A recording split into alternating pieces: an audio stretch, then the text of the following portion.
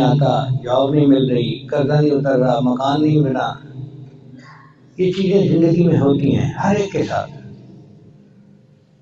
مگر اس کا یہ مطلب نہیں کہ اب کسی نے کچھ کر دیا ہے، کسی نے کچھ نہیں کیا۔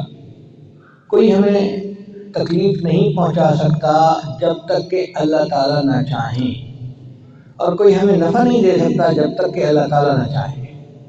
نفع اور نقصان اللہ کے اختیار میں ہے، اب وہ ہمارا پروردگار ہے، اور ہمیں اس بات پہ خوشی ہونی چاہیے۔ حضرت علی نے فرمایا کرتے تھے، اے اللہ میرے لیے یہی عزت کافی ہے کہ تو میرا پروردگار ہے، میرے لیے یہی عزت کافی ہے کہ تو میرا پروردگار ہے، اور میرے لیے یہی فخر کافی ہے کہ میں تیرا بندہ ہوں۔ ہم اللہ کے بندے ہیں، اس بات پہ ہمیں فخر ہونا چاہیے کہ ہمارا مالک کتنا عظیم ہے، کتنا بڑا ہے۔ چنانچہ حدیث مبارکہ میں ایک دعا آتی ہے کہ نبی علیہ السلام پر جب کوئی پریشانی مصیبت آتی تھی تو آپ صلی اللہ علیہ وسلم ایک دعا مانگتے تھے، یا حی یا قیوم برحمتک استغیث۔ یا حی یا قیوم یہ اللہ تعالیٰ کے اسماء گرامی ہے، تو یا حی یا قیوم برحمتک استغیث، اے اللہ اپنی رحمت کے ساتھ میری مدد فرما۔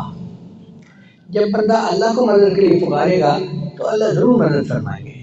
اب آپ بتائیں، قیامت کے دن ایسا ممکن ہے کہ کوئی بندہ یہ کہے، یا اللہ میں تو آپ کو مدد کے لیے پکارتا رہا، آپ نے تو مجھے کوئی رسپونڈ ہی نہیں کیا؟ اللہ کسی بندے سے یہ نہیں سنیں گے کہ میں نے پکارا تھا اور مجھے تو جواب نہ ملا۔ اللہ تعالیٰ ہے، وہ ضرور رسپونڈ کرتا ہے، ضرور جواب دیتا ہے، ضرور بندے کی یہ مدد فرماتا ہے۔ ہمیں مانگنا نہیں آتا، ہم الزام ان کو دیتے تھے، قصور اپنا نکل آیا۔